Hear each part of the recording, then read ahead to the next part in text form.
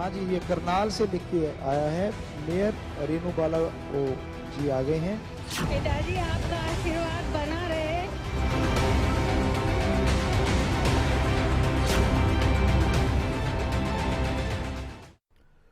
नमस्कार, खबर अभी तक देख रहे हैं आप और मैं हूं आपके साथ नासिर कुरैशी।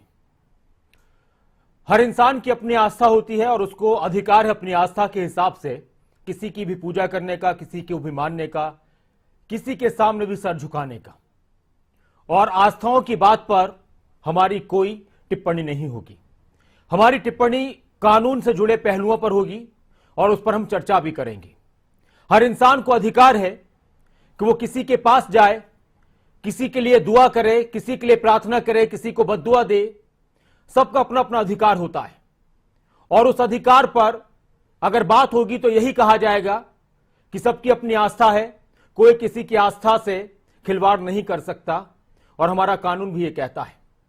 लेकिन जब किसी के साथ कोई केस जुड़ जाए, कोई सजा जुड़ जाए और कुछ क्राइम जुड़ जाए, अपराध जुड़ जाए, तो फिर सवाल खड़े होते हैं, फिर चर्चा की जरूरत पेश आती है। और चर्चा की जरूरत तब पेश आती है जब संवैधानिक पदों पर बैठे हुए लोग, वो लोग जिन्हें हम अपना जनप्रतिनिधि कहते हैं, वो लोग जिनसे लोग मुतासिर होते हैं, मोटिवेट होते हैं, प्रभावित होते हैं, और जब वो किसी के सामने सर झुकाएं तो उसका समाज पर क्या असर पड़ता है।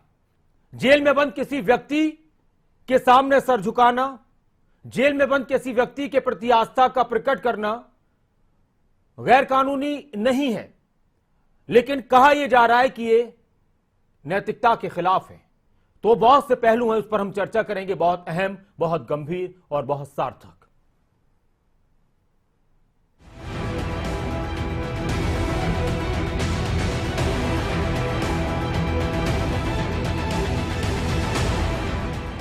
हाँ जी, ये करनाल से लिख के आया है। मेयर रेनू बाला ओ जी आ गए हैं। पिताजी आपका आशीर्वाद बना रहे।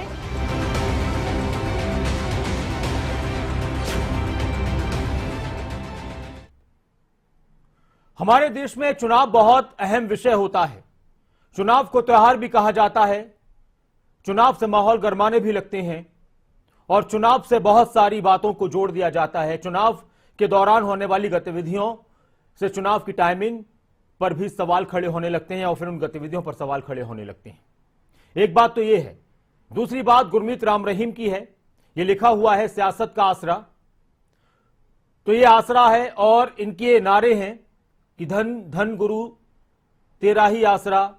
बहुत सारी बातें हैं। बाबा सब जानते हैं, बाबा तो दिलों तक रसाई करते हैं और हमारे नेता ये भी कह रहे हैं कि बाबा आप तो सब जानते हैं, अंतर्यामी हैं, आप ही जानते हैं, आपकी मर्जी है, जब चाहें आप वर्चुअली हमारे साथ जुड़ जाएं, जब चाहें आप फिजिकली हमारे सामने आ जाएं, सब आपकी माया है। इस तरह का अंदाज भी था।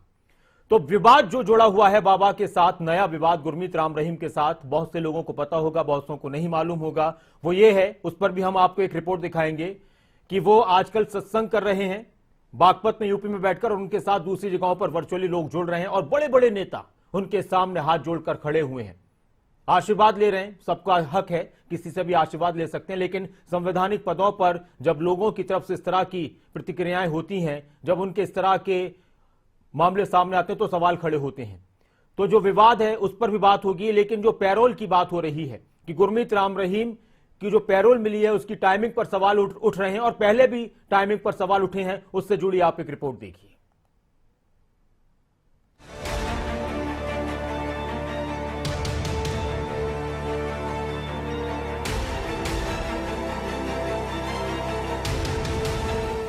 तेरा सच्चा सौदा प्रमुख गुरमीत राम रहीम का नाम आए और विवाद खड़े न हो, ऐसा तो हो ही नहीं सकता।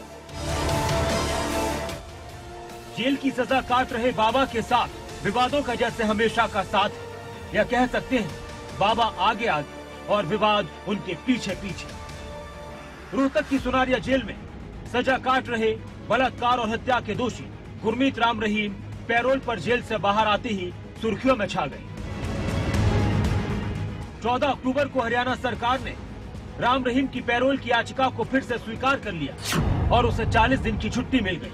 जेल से बाहर आने के बाद राम रहीम ने एक ऑनलाइन सत्संग किया जो इस वक्त खूब सुर्खियों में है। हुआ ये कि बाबा के इस ऑनलाइन सत्संग में कई बड़े नेता शामिल हुए और इसी के साथ बाबा की पैरोल को चुनाव के माहौल से भी जोड़कर देखा जाता है। इसी साल पंजाब चुनाव से ठीक पहले 7 फरवरी को गुरमीत राम रहीम को 21 दिन की पैरोल दी गई थी, जो कि 28 फरवरी को खत्म हुई थी। इसके बाद 17 जून को राम रहीम को फिर से 30 दिन की पैरोल मिली थी। तब गुरमीत राम रहीम यूपी के बागपत आश्रम में रुका था और इस साल नवंबर में हिमाचल विधानसभा चुनाव होने वाले हैं। हरियाणा में भी पंचायत चुनाव का माहौल है, आदमपुर का उपचुनाव है और उससे पहले गुरमीत राम रहीम को 40 दिन की पैरोल दी गई है, जिस पर राजनीतिक गलियारों में यह भी कहा जा रहा है कि गुरमीत राम रहीम के बाहर आने का असर चुनाव पर पड़ेगा। बाबा की पैरोल की टाइमिंग पर सवाल उठ रहे हैं। हालांकि सरकार ने इस पैरोल को रूटीन और एक अपराधी की वैध अधिकार की प्रक्रिया करार दिया है। पैरोल इत्तेफाक से कोइंसिडेंस हुआ कि चुनाव एक बाई इलेक्शन है, कोई एक बाई इलेक्शन पे बाबा को छोड़ने का कोई मतलब नहीं है। देखिए, कोर्ट मैटर्स है, उन्होंने कॉम्पिटेंट अथॉरिटी से अप्लाई करा। जब एक आदमी को 3 साल सजा हो जाते हैं तो वो जब चाहे उसे पैरोल मिलती है, उनकी ड्यूटी है और उसमें हमारा जेल का कोई रोल नहीं है।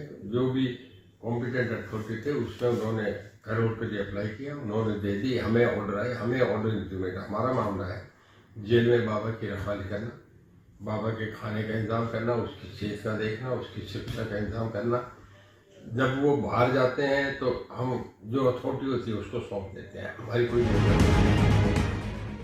आपको बता दें कि गुरमीत राम रहीम पर अपनी 2 शिष्याओं के साथ बलात्कार,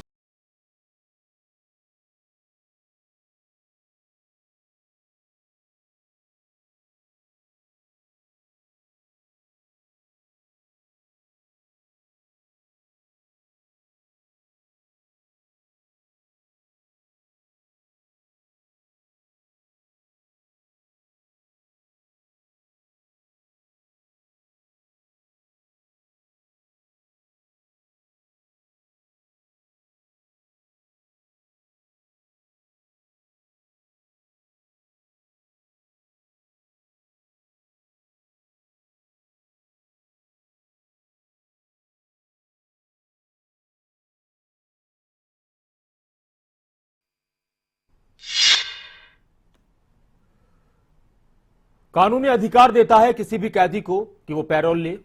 उसके आचरण पर बहुत सारी चीजें निर्भर करती हैं। गुरमीत राम रहीम सत्संग कर रहे हैं, अच्छे आचरण की बात कर रहे हैं और उनके सत्संगों में उनको सुनने के लिए, उनका आशीर्वाद लेने के लिए बहुत सारे लोग पहुंच रहे हैं।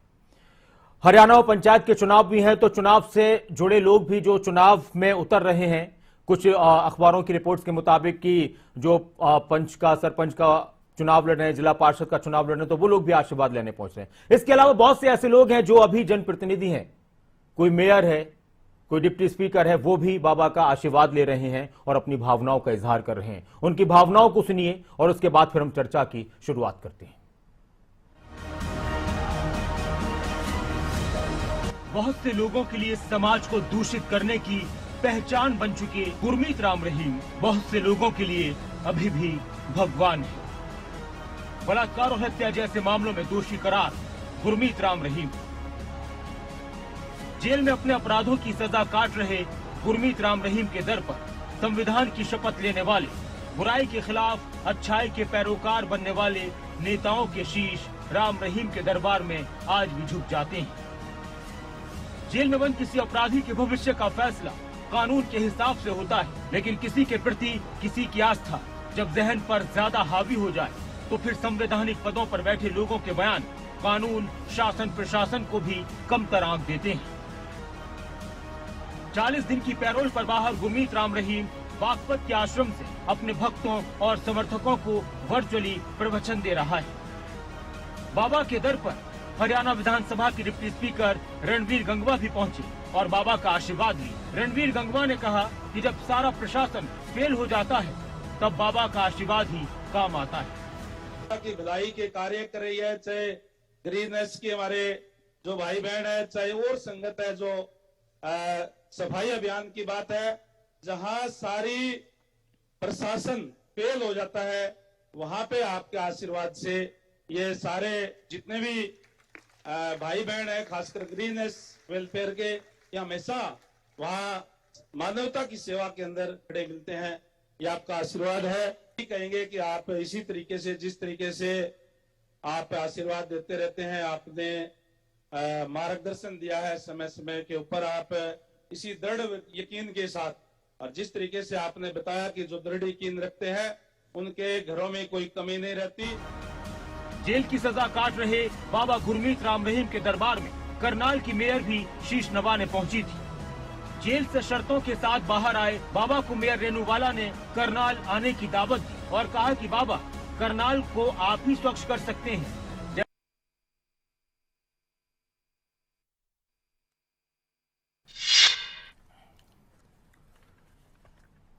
करनाल की मेयर भी पहुंची थी, इसके अलावा और भी बहुत सारे लोग पहुंचे, कई नेता पहुंचे, बड़े नेता पहुंचे, बड़े चेहरे पहुंचे। सबको अधिकार है, सबकी अपनी जिंदगी है, सबकी अपनी मर्जी है, लेकिन सार्वजनिक रूप से किसी ऐसे व्यक्ति के सामने, किसी ऐसे दरबार में पहुंचना जिन पर बहुत संगीन जुर्म के आरोप थे, जिनमें वो दोषी करार दिए गए हों, क्या ये सही है या गलत है? इस पर हम चर्चा की शुरुआत करते हैं। तमाम खास मेहमान हमारे साथ जुड़ चुके हैं, उनका परिचय आपसे कराते हैं। हमारे साथ बीजेपी से डॉक्टर वीरेंद्र सिंह चौहान साहब जुड़ चुके हैं, जेजेपी से दीपकमल साहब जुड़ चुके हैं, हमारे साथ विजेंद्र सिंह जी जुड़ चुके हैं, विजेंद्र रेणु जी जुड़ चुके हैं इनेलो से, और संजय राय साहब राजनीतिक विश्लेषक हमारे साथ जुड़ चुके हैं, वरिष्ठ अधिवक्ता संदीप कोटला जी हमारे साथ जुड़ चुके हैं। बहुत बहुत स्वागत है आप सभी का। और कांग्रेस से थोड़ी देर में हमारे साथ केवल ढींगरा जी जुड़ जाएंगे। संदीप कोटला जी, पहला सवाल आप ही से है सर, बहुत संक्षिप्त में, बस मैं थोड़ा कानून के बारे में आपसे जानना चाहूंगा, इस पैरोल के बारे में, कि एक व्यक्ति को एक साल में कितने दिन की पैरोल मिल सकती है, कितनी बार मिल सकती है, और किस शर्त के साथ मिलती है? नहीं, पैरोल गुड कंडक्ट के ऊपर होती है। किसी भी कन्विक्ट की अगर जेल के अंदर कंडक्ट गुड है जी, तो उसको पैरोल मिल सकती है। इसमें टाइमिंग का वो नहीं है, 15 दिन की पैरोल मिलती है मिनिमम, और उसमें चाहे आप 2 बार ले लो, 3 बार ले लो। मैं आपको एक चीज बताना चाहूंगा, पैरोल का जो पीरियड होता है वो उसकी सजा में कटता नहीं है, उसकी सजा में आगे ऐड हो जाता है। अच्छा। मान लो जो ये 15 दिन इसे ये काटेगा बाहर, हाँ तो ये आगे ऐड हो जाएगा जी। 2 तरह की जो छुट्टी मिलती है जेल से, एक फरलो होती है, एक पैरोल होती है।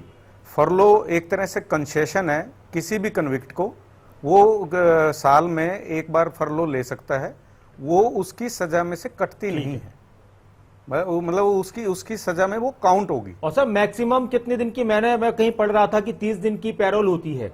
नहीं, वो मिनिमम जो है 15 दिन की, 30 दिन तक, 1 महीने तक आप ले सकते हैं उसको। और इनको मिली है 40 दिन की, तो इसमें क्या चीज रही होगी जी? इसमें कोई ना कोई इन्होंने कोई एप्लीकेशन एग्जाम्पशन की लगाई होगी कि मेरा मिनिमम पीरियड जो है ना 40 दिन का है, वो सैंक्शन किया जाए, इसलिए दी होगी। अच्छा, इसके साथ शर्तें क्या होती हैं? जैसे ये बागपत में ही रहेंगे या फिर कहीं भी जा सकते हैं? नहीं, वो कोर्ट के ऑर्डर के ऊपर होता है कि भी वो कंपाउंड कर देते हैं भी आप इस एरिया से बाहर नहीं जाओगे। अच्छा, तो इसलिए बागपत गए और बागपत से बाहर नहीं जा सकते, ऐसा लगता है? हाँ जी, जी। और तभी ये वहां से वर्चुअली जुड़ रहे हैं सबके साथ? यस। ठीक है, बहुत शुक्रिया सर, और मैं आपके पास बाद में भी आता हूं। वीरेंद्र सिंह चौहान जी, और मैं सभी राजनेताओं से एक सवाल करूंगा, अपने सभी प्रवक्ता दोस्तों से, कि वीरेंद्र सिंह चौहान जी, क्या राजनीति में नैतिकता कोई आधार होता है, कुछ जगह होती है नैतिकता की, या फिर राजनीति में सब जायज होता है? जैसे किसी ने कहा है कि जंग में और मोहब्बत में सब जायज है।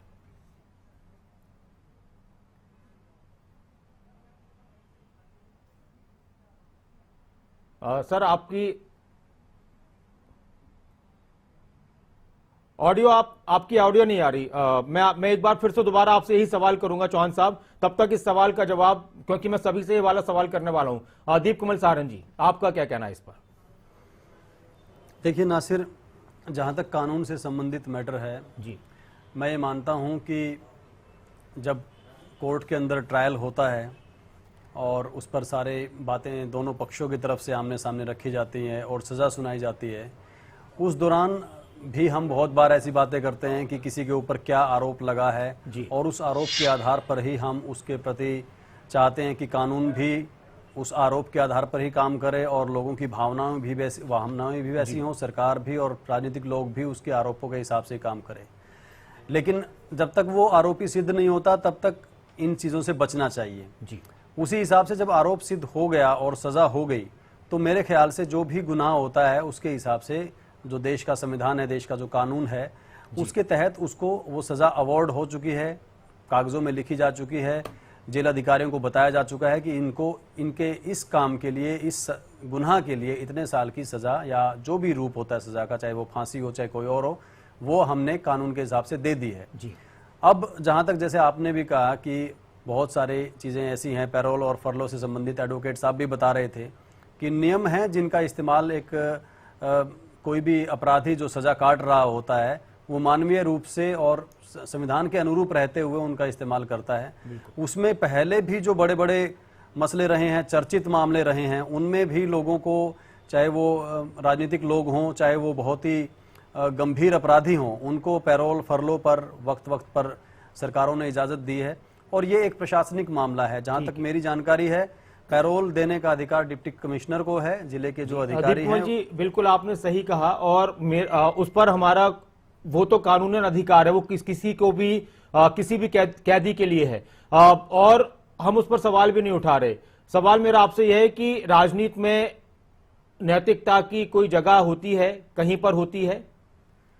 देखिए, इस सवाल का जवाब आज के संदर्भ में अगर मैं दूंगा तो आपको ये लगेगा कि मैं उस विषय पर अपनी राय रख रहा हूँ। जी, राजनीति में नैतिकता कितनी है और लोग उसका कितना पालन करते हैं, ये तो किसी से छिपा है नहीं जी। लेकिन अगर आज मैं कहूँ कि नैतिकता होती नहीं है राजनीति में और राजनेता उसका ध्यान रखते नहीं है, तो उसका अर्थ ये जाएगा कि इस मामले में राजनेताओं ने कोई हस्तक्षेप किया है और नैतिकता नहीं रखी है।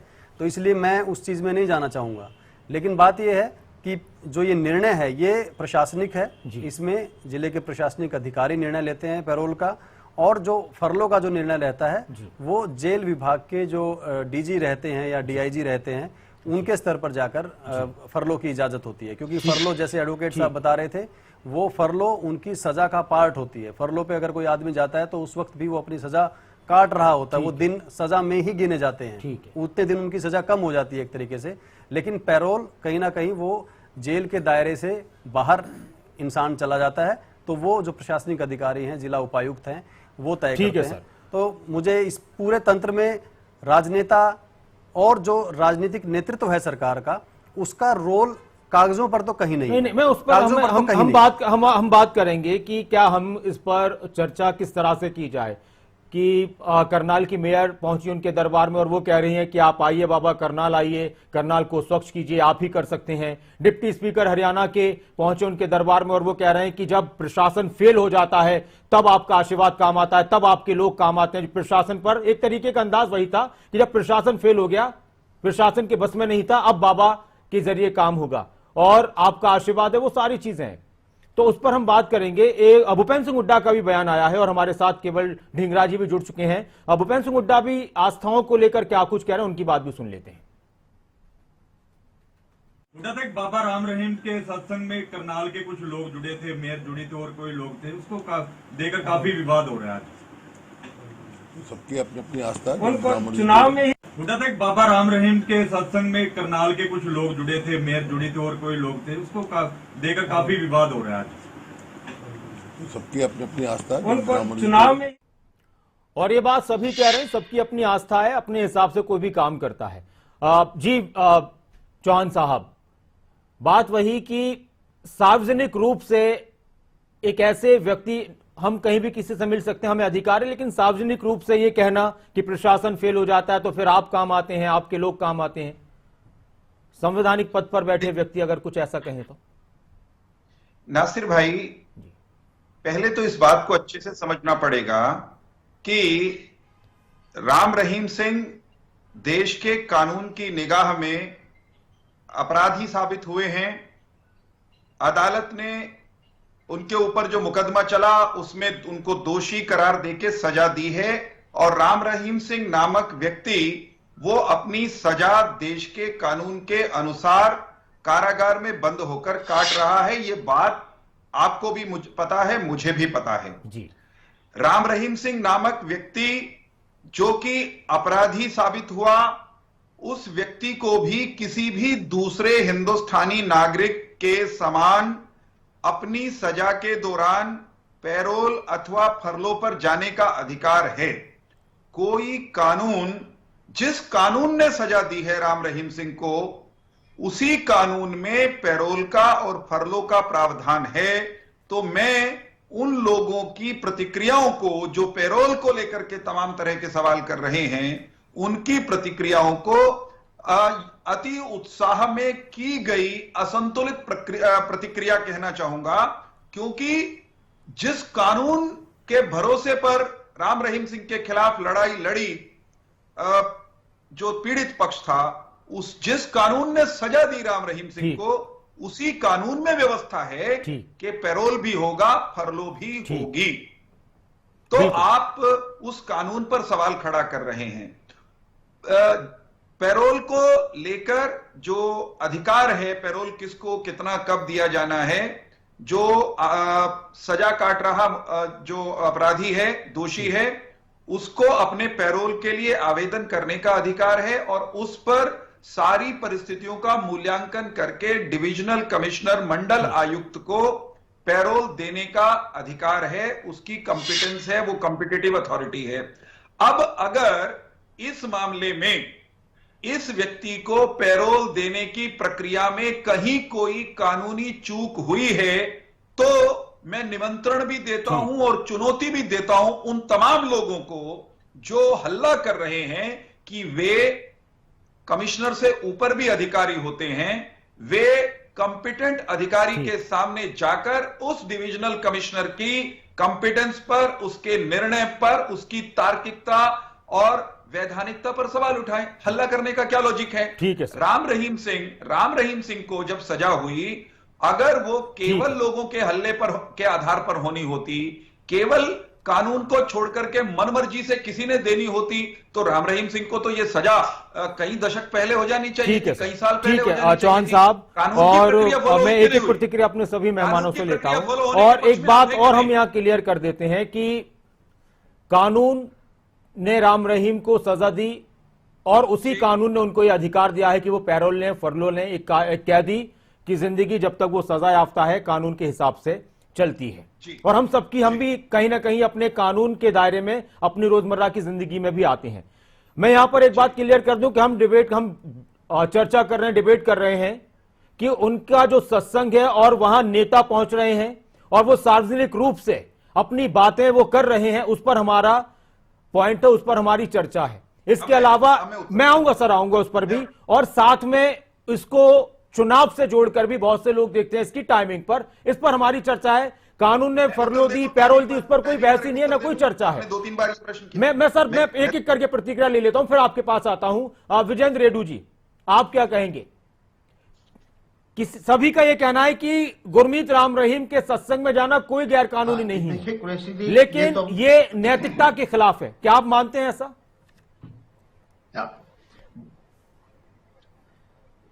हाँ, देखिए, आपने एक बहुत बड़ी बात कही, जंग और प्यार में सब कुछ चलता है, लेकिन जंग एक अलग चीज है और प्यार एक अलग चीज है। और जो व्यक्ति संवैधानिक पद पर बैठ जाता है, उसको पूरी जनता फॉलो करती है, उसके आचरण को फॉलो करती है, उसके व्यवहार को फॉलो करती है, उसके कार्यों को भी फॉलो करने का काम करती है। जिस प्रकार से अभी आपने रोक ही दिया हमारे को, जिस प्रकार से इनको पैरोल मिली, हम उस मुद्दे पर नहीं जाएंगे आपका आदेश मानते हुए। मैं ये कहना चाहूंगा कि नेता भी एक समाज का व्यक्ति है। वो किसी के में आस्था दिखाए, किसी को फॉलो करे, किसी को गुरु माने, किसी को देवता माने, इसमें हमें कोई ऐतराज नहीं है। लेकिन जब एक नेता खड़ा होकर के ये बयान देता है कि गुरुजी हमारा प्रशासन फेल हो गया है और आपके आशीर्वाद से ही ये कार्य संपूर्ण होगा, आपके बगैर ये कार्य संपूर्ण नहीं होगा, कुरैशी जी, ये निंदनीय बात मैं इसको मानता हूं, ये घोर निंदनीय है। इसका मतलब साफ साफ संकेत देते हैं हमारे डिप्टी स्पीकर माननीय रणवीर गंगवा जी, जो आपने सुनवाया अभी, वो साफ साफ कहते हैं कि गुरु कहीं ना कहीं सरकार से, प्रशासन से ऊंचे दर्जे के लोग होते हैं। जब सरकारें फेल हो जाती हैं तो वहां गुरु के आशीर्वाद से काम होते हैं। ये एक पब्लिक में देना मैसेज, ये बिल्कुल गलत है। सरकार का अपना कार्य होता है, गुरुओं का अपना कार्य होता है, वो अपने फील्ड का काम करते हैं और सरकारें अपने फील्ड का काम करते हैं। सरकार से अगर गुरु ऊपर है तो उस गुरु को इन्होंने ही सुनारिया जेल में भेजने का कार्य क्यों किया?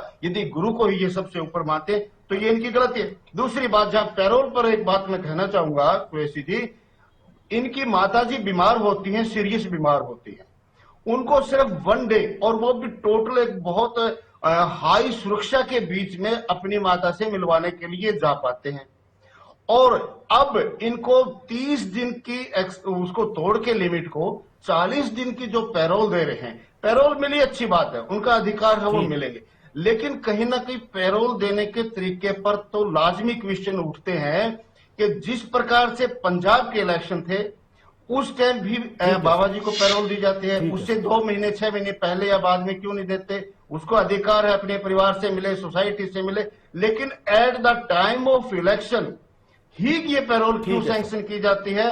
देखिए कुरैशी जी, बिल्कुल ये सरकार की जो है ना मिलीभगत है। सरकार चाहती है कि हम बाबा जी का फायदा उठाएं, सरकार के नुमाइंदे उनसे लेंगे। केवल ढींगरा जी, आस्था की बात है, कोई कहीं भी जा सकता है, भूपेंद्र सिंह हुड्डा भी कह रहे हैं, फिर आप लोग सवाल टाइमिंग पर भी उठाते हैं, उसी के मद्देनजर देखिए टाइमिंग के ऊपर भी सवाल है। केवल ढींगरा जी, आप भी नेता हैं, बहुत करीब से नेताओं को देखते हैं, तो कोई फर्क पड़ना चाहिए नहीं पड़ना चाहिए पब्लिक को कि अगर कोई बड़े नेता संवैधानिक पदों पर, एक तो होता है कि कोई जनप्रतिनिधि है, विधायक है, सांसद है, मंत्री है, लेकिन एक अलग स्पीकर, डिप्टी स्पीकर का एक अलग तरह का पद होता है, तो इसका कोई फर्क पड़ता है समाज पर? ये बेसिकली मैं आपको एक चीज बताना चाहता हूं, रेडू जी ने बात बताई है लेकिन वो क्लैरिटी में नहीं बताई। आपको मैं थोड़ा सा और क्लियर करता हूं। आपको याद होगा जिस समय भाजपा की सरकार थी और अनिल विज जो है मंत्री थे और रामविलास शर्मा जो मिनिस्टर थे, ये जाके चरणों में लीन हुए थे बाबा के, और कितने पैसे दिए थे हरियाणा के कोष में से, सरकारी पैसों का अमाउंट जो है उस समय दिया गया था। और इसका टाइमिंग का क्यों ना सवाल उठाए? टाइमिंग का सवाल तो है, और टाइमिंग का सवाल ऐसे है, आप चाहे कितना ही कह दे कि एक डिप्टी कमिश्नर के अंडर होता है, डिप्टी जो दूसरा कमिश्नर है उसके अंडर होता है, लेकिन उसके ऊपर सरकार भी तो बैठी होती है। इसको क्यों इधर दरकिनार कर रहे हैं? सरकार किस तरह से ऑर्डर करवाती है और किस तरह से सरकारें चलती हैं वो सारी चीज हर बंदा जानता है। और किस तरीके से पंचकुला के अंदर जिस तरह समागम को वही रामविलास शर्मा जी ये कह रहे थे कि ये तो पूरी हलवा खाने के लिए सारी जनता इकट्ठी हुई है, बाद में उसी को ही पुलिस की गोलियों के साथ उन्हीं जो अनुयायी थे उनको किस तरह से गोलियां उनके माथे में और छाती में मारी गई। ये सारी चीजें तो इसी बात का विषय है। और आज वोट लेने के लिए फिर उनके साथ उनकी पैरोल का सिस्टम किया जा रहा है, उसकी टाइमिंग का सिस्टम किया जा रहा है, उसको अमाउंट देने का सिस्टम किया जा रहा है, सारी चीजें तो हो रही है। इससे ज्यादा और क्या होगी कि यही सरकार उनको टांग रही थी और उनको छाती में और माथे में गोलियां मार रही थी, और यही सरकार जो है आज वोट लेने के लिए फिर पैरोल देने का काम कर रही है। किस तरीके से ये सरकार जो है धर्म के नाम से राजनीति करती है, ये तो सारे लोग जानते हैं। और ये सारे आज जो अंतरात्मा की आवाज कुलदीप बिश्नोई की जो जागी थी, वो किस वजह से जागी थी? उसमें भी तो रोल इनकम टैक्स का था, ईडी का था। ठीक है। और वो जब वो उधर कन्वर्ट हो गए तो अब जो है इनको इनके हाथ पांव फूले हुए हैं कि आज हमारे वोट नहीं। चलिए ढींगरा जी, मैं एक प्रतिक्रिया, संजय राय साहब भी हमारे साथ जुड़े हैं। संजय राय साहब, किस तरह से देखा जाए, गैर कानूनी तो है नहीं, किसी व्यक्ति को पैरोल मिल गए, उनसे कोई भी मिले, वो किसी से भी मिले, उनको अधिकार है, कानून ने दिया है, तो फिर किसी नेता का उनके सामने झुकना, ये उसकी अपनी आस्था है, किसी नेता की उनसे मदद मांगना, उनसे आशीर्वाद मांगना, वो उसका अपना काम है।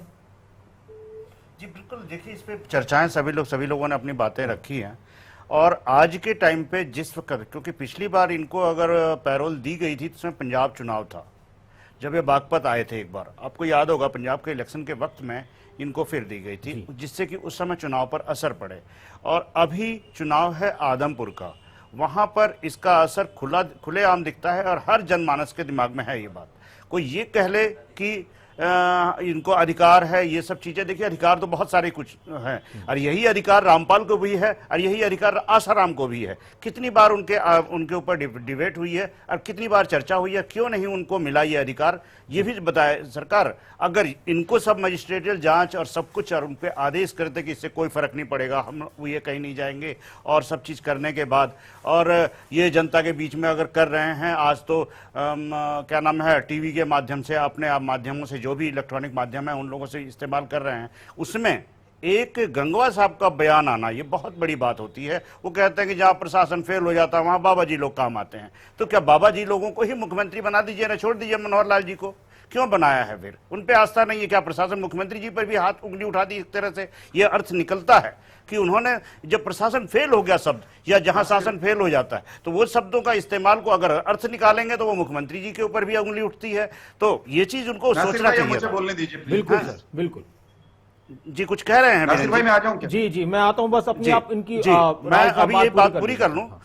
इसमें यही है, ये बात उठती है। दूसरी चीज है कि वहीं पे मेयर इनको फोन पे बात करते हैं कि आप आइए हमारे यहाँ, साफ सफाई पर भी एक बार आए थे, पूरा करनाल साफ हो गया था। तो क्या पूरा हरियाणा सरकार का पूरा शासन तंत्र फेल हो गया है? वो मेयर होकर के फेल हो गई है, साफ सफाई नहीं करी। बाबा जी आगे सफाई कराएंगे, उनके आदमी लोग सफाई कराएंगे, ये चीजें आती हैं। राजनीतिक चीजें हैं कि इनको इस वक्त चुनाव के वक्त में ग्राम सभाओं में भी चुनाव है, नगर निकायों में भी चुनाव है, तो इसका ये जरूर फायदा हो, क्योंकि उनके अनुयायी हैं। हर बाबाओं के अपना नेटवर्क होता है, अपने अनुयायियों की टीम होती है, उसका जरूर फर्क पड़ता है।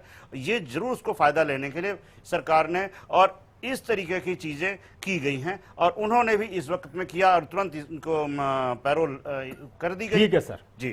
वकील साहब से एक प्रतिक्रिया और मैं लेना चाहता हूं। वकील साहब, इसको हम ये तो कह नहीं सकते, एक बात चल रही है कि भाई ये गैर कानूनी तो नहीं है, लेकिन हाँ ये अच्छा नहीं लगता कि कम से कम संवैधानिक पदों पर बड़े बड़े नेता, जिनके लोग पीछे चलते हैं, जिनको लोग अपना वोट देते हैं, वो किसी के सामने इस तरह से नतमस्तक हो जाए। ये अच्छा नहीं लगता, ये नैतिकता के खिलाफ लगता है, इमोरल लगता है।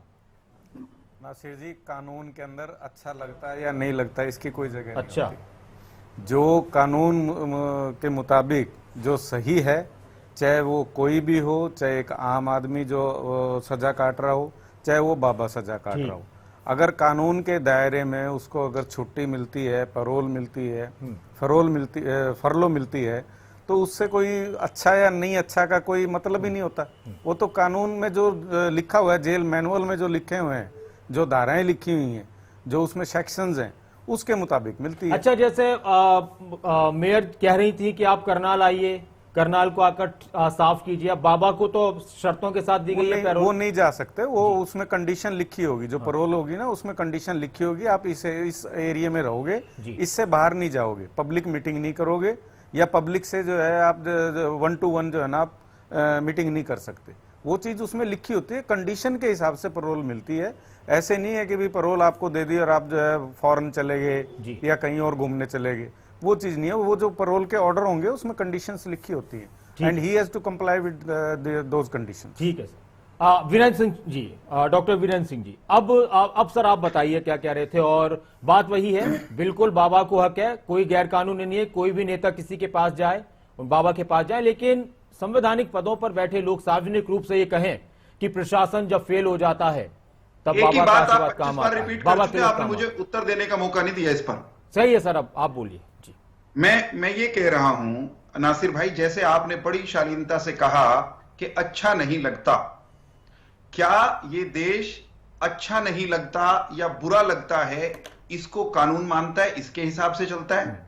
देश चलता है दो चीजों से, एक देश का संविधान और कानून, और दूसरा जनता का आदेश, जनादेश, उससे चुनी हुई सरकार के निर्णयों से। नरेंद्र मोदी राहुल गांधी को अच्छे नहीं लगते, नरेंद्र मोदी ममता बनर्जी को अच्छे नहीं लगते। अब आप ये कहने लगे कि अच्छा नहीं लगता, नरेंद्र मोदी जी तो नहीं होने चाहिए प्रधानमंत्री, इस हिसाब से निर्णय होने लगे तो देश चलेगा क्या?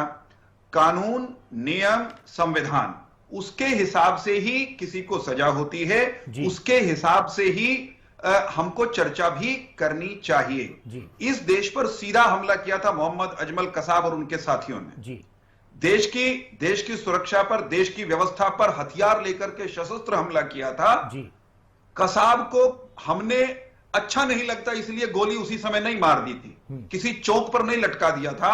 देश के कानून ने हर स्तर पर अदालती प्रक्रिया को पूरा करके उस व्यक्ति को सजा दी। और सवाल ये भी थे कि उसको ऐसे आतंकवादी को उस वक्त की सरकार ने बिरयानी भी खिलाई थी जेल के अंदर, ये भी चर्चाओं का विषय था। हाँ, मैं पूरा कर दूं ना। लिखवाई थी कि लेकिन मेरा सवाल आपसे ये है, मेरा आपसे सवाल ये है चौहान साहब कि प्रशासन जब फेल हो जाता है, प्रशासन फेल हो जाता है, तब बाबा काम में आते हैं। करनाल को साफ करने के लिए, एक मिनट सर, करनाल को साफ करने के लिए, करनाल को साफ करने के लिए बाबा आइए।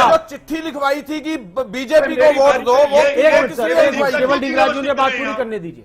नहीं नासिर जी, जो चिट्ठी लिखवाई थी कि बीजेपी को वोट दो, वो किसने लिखवाई थी और क्यों लिखवाई थी? भाई साहब, जो चिट्ठी लिखवाई थी इसी बाबा से चिट्ठी लिखवाई थी, बीजेपी को दो, वो क्यों लिखवाई थी, किसने लिखवाई थी? डिंगराजी मैं आपके पास आऊंगा, अभी वक्त है जी, बोलिए चौहान साहब। हाँ, मैं ये कह रहा हूं कि मोहम्मद अजमल कसाब को हमने चाहे जेल में बरसों तक बिरयानी खाता रहा क्योंकि कानून में अधिकार था। ये देश तो इस हद तक कानून का पालन करता है कि उसकी फांसी रुक जाए या कश्मीर के आतंकवादी की फांसी रुक जाए, इसके लिए आधी रात अदालत खुलती है और कुछ बुद्धिजीवी लोग उसके लिए मांग भी करते हैं। तब तो इस देश के मीडिया ने ये नहीं कहा, इक्का दुक्का चैनल को छोड़ के, नासिर भाई आपके चैनल समेत, कि अच्छा नहीं लगता। ऐसा क्यों किया गया? मैं मीडिया पर भी यहां पर प्रश्न करता हूं। रुकिए चौहान साहब, अब सवाल है, अब अच्छा नहीं लगता, ये पब्लिक की बात है, ये जनता की बात है। एक मिनट चौहान साहब, आप मेरा सवाल सुनिए। बहुत सारे लोग ये कहते हैं कि गुरमीत राम रहीम ने समाज को दूषित किया, और बहुत सारे लोग ये कहते हैं कि गुरमीत राम रहीम समाज को ठीक कर रहे हैं, उनके आचरण अच्छे हैं और उनसे लोगों को फायदा मिल रहा है। मेरा सवाल सर, आप मेरे सवाल का जवाब दीजिए कि क्या प्रशासन फेल हो जाता है तो गुरमीत राम रहीम काम आते हैं? रुकोगे तो दूंगा ना, रुकोगे तो मैं उत्तर दे रहा हूं, सुन लो जरा। और इनको धिंगड़ा जी को अपनी बारे में सरकार फेल हो गई है। नासिर रुको मेरे भाई, जब सरकारें हिलती है तो इसी तरह का काम करती है भाजपा की सरकार। दीना जी बोलने दी, आप बोलिए चौहान जी। नहीं, पहले इस बात का जवाब दे कि ये जो चिट्ठी लिखवाई थी कि भाजपा को वोट दो, ये क्यों लिखवाई गई थी उस समय? रुक जाओ 2019 की बात है, ज्यादा दूर नहीं है। रुक जाओ, इसी बाबा ने चिट्ठी लिखी थी, भाजपा को वोट दीजिए। और किसने लिखवाई थी चिट्ठी? कौन आया था उनसे मिलने के लिए? अगर केवल धिंगड़ा का चैनल है ना ये, और केवल धिंगड़ा कोई सुनना है तो मुझे कह दीजिए, मैं चला जाता हूं। तो आप चिट्ठी का तो जवाब दीजिए। आप भाजपा के प्रवक्ता हैं भाई साहब, देश का चैनल है। एक मिनट ढींगरा जी, एक मिनट जी, मुझे बोलने नहीं दिया जा रहा। बोलिए आप। नहीं, गंगवा की बात पे, कसाब पे बात नहीं। मैं उत्तर दूंगा ना। सर चौहान साहब आप जाने जाते हैं कट टू कट बातचीत के लिए, पॉइंट टू पॉइंट बातचीत के लिए। बोलने दोगे तो ना, बताइए सर। बात करने अब आप कहानी सुना रहे थे बहुत, कसाब पे पहुंच रहे हैं तो क्या? एक मिनट सर, एक मिनट बताइए चौहान साहब, बोलिए। नासिर, अगर आपने गंगवा साहब का बयान ध्यान से सुना होता और करनाल की मेयर की टिप्पणी भी ध्यान से सुनी होती, दुराग्रह से ग्रस्त नहीं होते, तो दोनों नेताओं ने क्या कहा? उन्होंने ये नहीं कहा। मैंने बहुत ध्यान से सुनी सर, और हमने ध्यान, अब एक बार ध्यान से सुनते हैं, अब हम सब ध्यान से सुनते हैं। नहीं चौहान साहब, अब ध्यान से सुनते हैं करनाल की मेयर की टिप्पणी और रणवीर गंगवा का बयान। दोनों दोबारा सुनवा। मेयर रेणु बालाजी का बयान, बाबा के साथ बातचीत, और रणवीर गंगवा जी की बातचीत बाबा के साथ। ध्यान से सुनते हैं, सब सुनते हैं। चलिए जी, चलाइए। के कार्य कर रही है, चाहे ग्रीननेस के हमारे जो भाई बहन है, चाहे और संगत है, जो सफाई अभियान की बात है, जहां सारी प्रशासन फेल हो जाता है, वहां पे आपके आशीर्वाद से ये सारे जितने भी भाई बहन है, खासकर ग्रीननेस वेलफेयर के, ये हमेशा वहां मानवता की सेवा के अंदर खड़े मिलते हैं। ये आपका आशीर्वाद है। कहेंगे कि आप इसी तरीके से, जिस तरीके से आप आशीर्वाद देते रहते हैं, आपने मार्गदर्शन दिया है समय समय के ऊपर, आप इसी दृढ़ यकीन के साथ और जिस तरीके से आपने बताया कि जो दृढ़ यकीन रखते हैं उनके घरों में कोई कमी नहीं रहती। हाँ जी, ये करनाल से लिख के आया है। मेयर रेनू बाला ओ जी आ गए हैं। गुरु तेरा ही आसरा। आ गई आवाज, आ गई। पिताजी मेयर रेनू बाला गुप्ता करनाल से पिताजी बात कर रहे हैं। हाँ बेटा, करवाइए। धन धन सतगुरु तेरा ही आसरा। आशीर्वाद बेटा, बहुत स्वागत बेटा जी। पिताजी आपका आशीर्वाद बना रहे। जी बेटा। और पहले भी आप करनाल आए थे और स्वच्छता का जो संदेश आपने दिया था उससे करनाल आगे बढ़ा है और आगे भी आप आकर करनाल को आगे बढ़ाएं। जी। स्वच्छता का जो संदेश देंगे फिर से सबको आशीर्वाद दें। जी बेटा, जी बेटा, बहुत आशीर्वाद बेटा। आप सब जिम्मेवार अपने पूरे देश को चमकाएं बेटा, पूरा आगे लेके जाएं, भगवान से प्रार्थना है बेटा। जी। और मेरी आपसे रिक्वेस्ट है, प्रार्थना है, वीरेंद्र सिंह चौहान जी, ध्यान से सुना था, सबने ध्यान से सुना है। रणवीर गंगवा जी कह रहे हैं कि प्रशासन फेल हो जाता है तब आपके आशीर्वाद से काम आते हैं और करनाल पीछे है, बाबा करनाल को आगे बढ़ाएं। कह चुके, उत्तर आपने एक बार भी नहीं सुना मेरा। कहिए तो सर, सुन लो महाराज। कहिए सर, कहिए। मैं ये कह रहा हूं, रणवीर सिंह गंगवा जी ने क्या कहा कि बाबा जी आपके आशीर्वाद से, आपके आदेश से ग्रीन एस वेलफेयर सहित जो संगत है यानी उनके अनुयायी हैं, वे स्वच्छता का काम बड़ी मुस्तैदी के साथ करते हैं, बेहतरीन ढंग से करते हैं। कई स्थानों पर जब जो काम प्रशासन भी लोगों को प्रेरित करके नहीं करा पाता, यानी जिस मामले में प्रेरणा देने में प्रशासन फेल हो जाता है, वहां पर आकर आपके अनुयायी ये काम करते हैं। और आपको भी पता होगा नासिर भाई, जब इस डेरे के अनुयायी भारी संख्या में सेवा के किसी काम को अपने हाथ में लेते रहे अतीत में, तो उन्होंने चमत्कारिक काम किया, अच्छा काम किया है। राम रहीम सिंह को सजा हो गई और इसके कारण उस डेरे के सारे अनुयायी अपराधी हो गए क्या? उनके द्वारा किए जाने वाले सेवा के काम गलत हो गए क्या? वो अगर स्वच्छता का अभियान चलाते हैं कि वो गलत हो गया क्या? मेयर ने भी कहा, आप करनाल आए थे, आपने करनाल में स्वच्छता का संदेश दिया और उससे करनाल आगे बढ़ा है। भाई स्वच्छता में अगर करनाल आगे बढ़ गया उस डेरे के अनुयायियों के कारण, तो किसी के पेट में दर्द नहीं होना चाहिए। ठीक है, ठीक है। अब दूसरे लोगों की भी प्रतिक्रिया, ठीक है। एक मिनट सर चौहान साहब, और क्योंकि वक्त की कमी है, मेरे सवाल का जवाब ले इनसे। जेल में इनको रोक लीजिए, एक वाक्य बोलने दीजिए मुझे।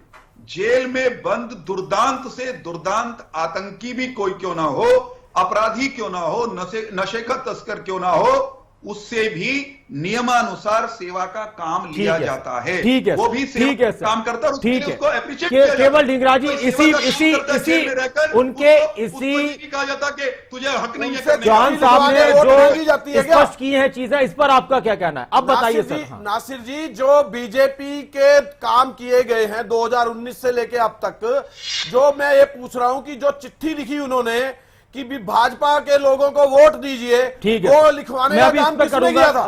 वो लिखवाने का काम किसने किया था? नहीं, अब मैं दीप कमल जी से भी बात करना चाहता हूँ। दीप कमल जी, चौहान साहब ने तो एक अच्छे से उन्होंने समझाने की कोशिश की है, प्रोफेसर आदमी है, डॉक्टर आदमी है और बताते हैं सारी चीजें हैं। आप भी इसी तरह से बताएंगे कि प्रशासन फेल हो जाता है तो फिर बाबा की जरूरत पड़ती है? प्रशासन फेल हो जाना उनका अभिप्राय नहीं था, बाबा की हमेशा जरूरत होती है इस देश में। इस देश में साधु संतों के प्रति बिल्कुल सर, साधु संतों की जरूरत है, अच्छे बाबाओं की जरूरत है, लेकिन ऐसे बाबाओं के लिए लोग कहते हैं कि ऐसे बाबाओं की जरूरत नहीं है। जी, संतों को जेल में रखा हुआ शासन ने। कहिए दीप कमल जी। देखिए नासिर, अच्छा काम तो देश में या समाज में जहां हो जाए वहीं अच्छा है, लेकिन अच्छे काम की आड़ में कोई बहुत बड़े गलत कामों की भूमिका तैयार कर रहा हो या उसके लिए कोई बचाव तैयार कर रहा हो तो वो अच्छा है, काम भी कुछ अच्छा नहीं है, कोई नैतिक नहीं है उसके अंदर। तो ये सारी दुविधाएं राजनीतिक जीवन में अब चौहान साहब के सामने भी हैं कि उनको गंगवा जी की सीधी सीधी बात भी समझानी पड़ रही है, बाकी चीज़ें भी कहनी पड़ रही है। लेकिन मैं इस सारी चीज़ों के पीछे ये देखता हूं कि ढींगरा साहब ने आपके डिबेट पर 5 बार ये कहा कि उन्होंने चिट्ठी लिखकर कहा कि बीजेपी को वोट दो। ढींगरा साहब आपके डिबेट में आते हैं झूठ बोलने के लिए, साफ साफ झूठ बोलने के लिए। ये उनका सफेद झूठ है कि बाबा ने कभी कोई चिट्ठी लिखी या उनसे लिखवाई गई कि बीजेपी को वोट दो। मैं पूरी तसल्ली से और जिम्मेदारी से कह रहा हूं, कभी कोई ऐसी चिट्ठी नहीं आई। ये अगर कभी आई है तो इनके लोग ही, आईटी सेल के लोग हुड्डा साहब वाले निकाल देते हैं ताकि वो प्रचार दुष्प्रचार सरकार के खिलाफ हो जाए। ऐसा कभी नहीं होता, जब वो बाहर थे तब भी कभी नहीं हुआ।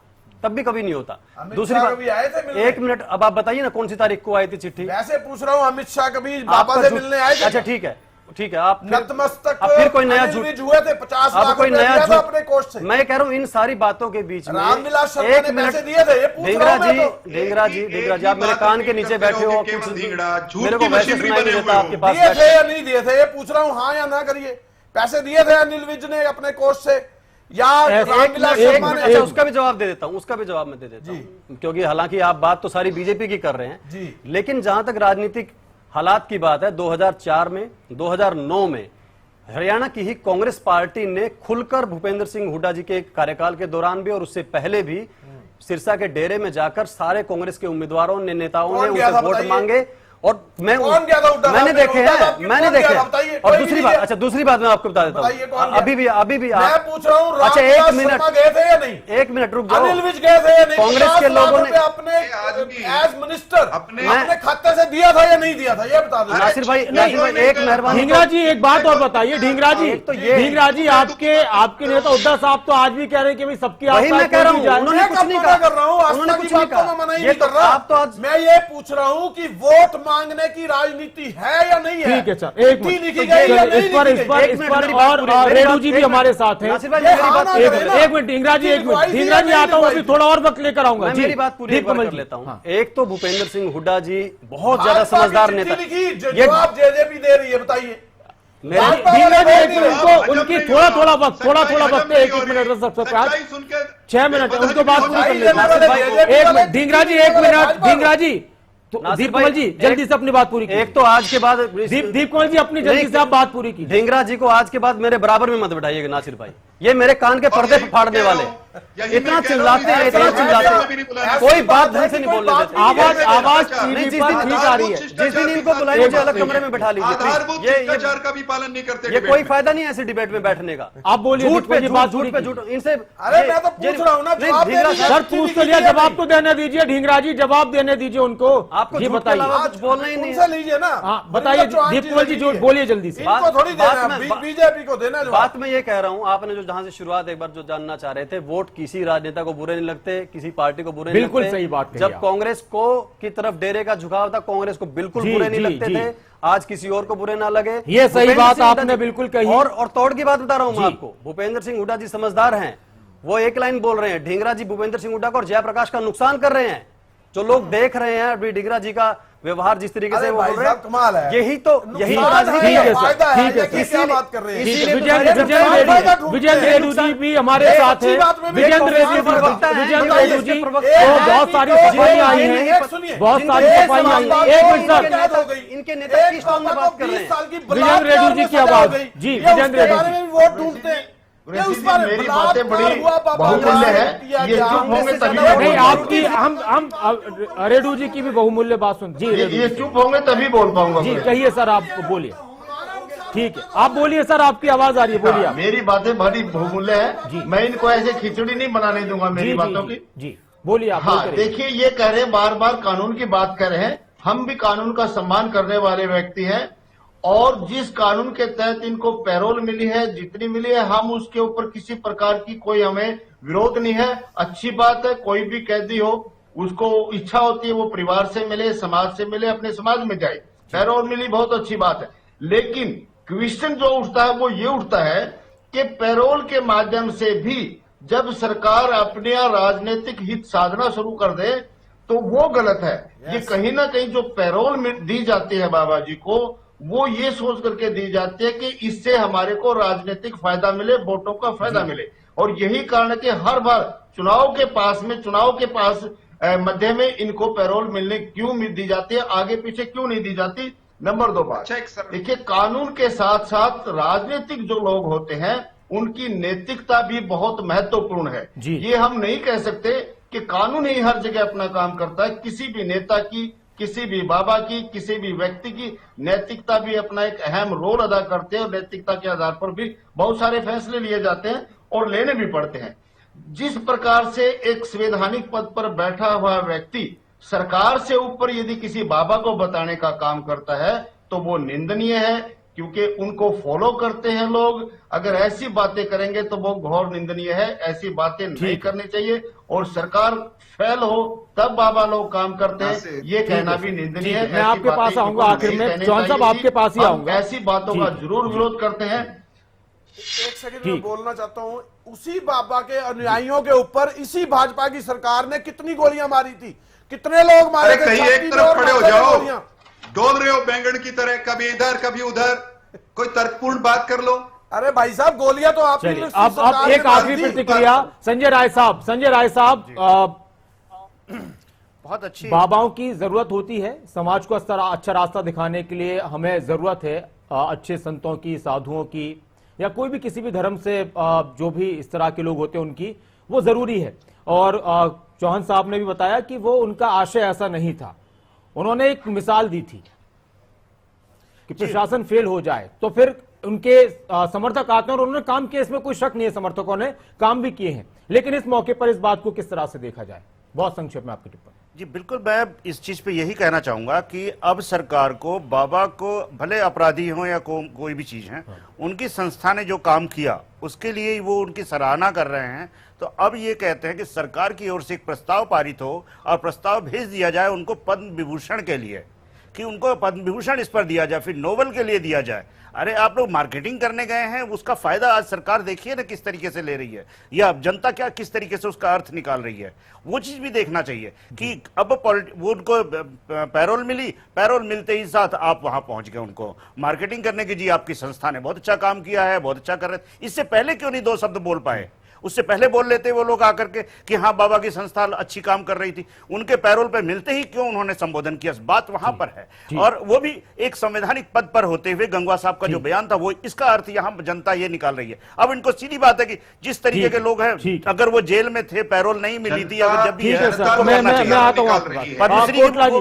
संदीप कोटला जी, एक आपकी टिप्पणी सर, कानून के पहलू के हिसाब से कि किसी की कोई संस्था हो, अच्छा काम करती है, कोई व्यक्ति बहुत अच्छा काम करता है, तो उनकी संस्था के आधार पर उनकी सजा कम हो जाती है, माफ हो जाती है, या उनके अच्छे व्यवहार की वजह से भी हो जाती है। कानून में इसको लेकर क्या चीजें हैं, क्या ऐसी कोशिशें होनी चाहिए? जो सजा कोर्ट ने अवार्ड की है, सजा तो उतनी ही काटनी पड़ेगी। अच्छा, सिर्फ गुड कंडक्ट के लिए उसको जो जेल मैनुअल के हिसाब से जो उसको रिलैक्सेशन मिलती है, वो फरलो और पैरोल, बस ये दो ही चीज जो है जो डिस्ट्रिक्ट एडमिनिस्ट्रेशन ग्रांट करता है।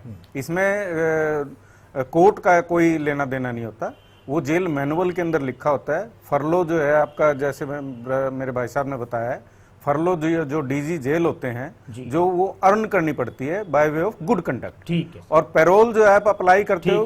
सर एक और सवाल था, अभी उन्होंने तो, संजय राय साहब ने तो मुझे लगता है कि तंज किया है, क्या ऐसी कोई है हमारे कानून में इस तरह की कि कोई अपील कर सकता है जेल में बंद किसी कैदी के लिए कोई पुरस्कार के लिए? नहीं। क्या बेतुका सवाल कर रहे हो नासिर भाई?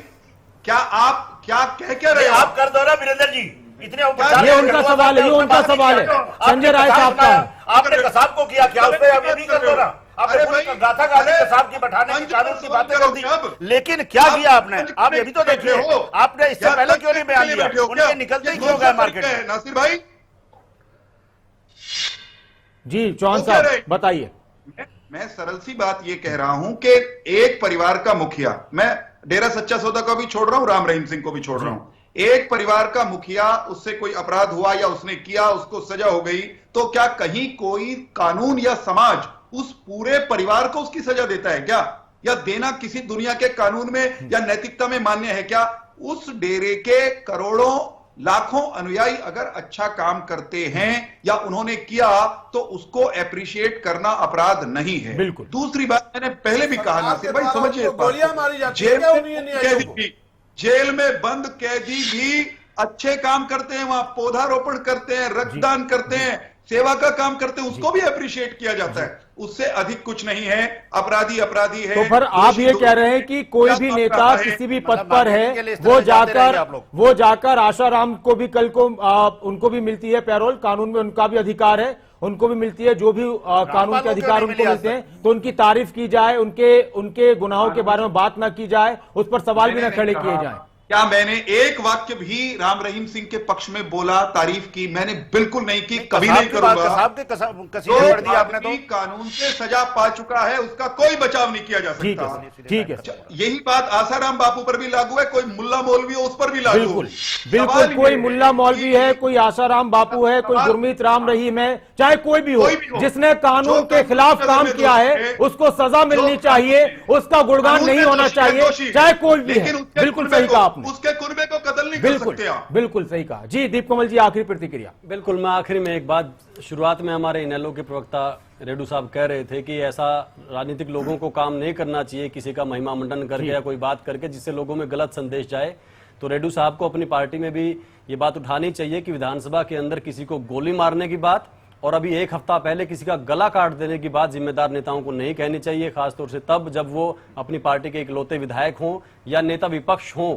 जब विधानसभा में उन्होंने गोली मारने की बात कही थी, तो ऐसी बातें नेताओं को हमेशा किसी भी रूप में, सिर्फ वो आप जो नैतिकता वाली बात कर रहे थे वो यहीं आ जाती है, सिर्फ अपने मर्जी से अपने अब आपने सवाल कर दिया, फिर मैं उनकी प्रतिक्रिया नहीं लूंगा, वक्त की कमी मेरे पास है। हर वक्त ध्यान रखना चाहिए कि लोग देख रहे हैं, लोग सीख रहे हैं नेताओं से, हम सबको ध्यान रखना चाहिए। लाठी वो अपनी सुविधा से नहीं चलानी चाहिए। रेडू जी,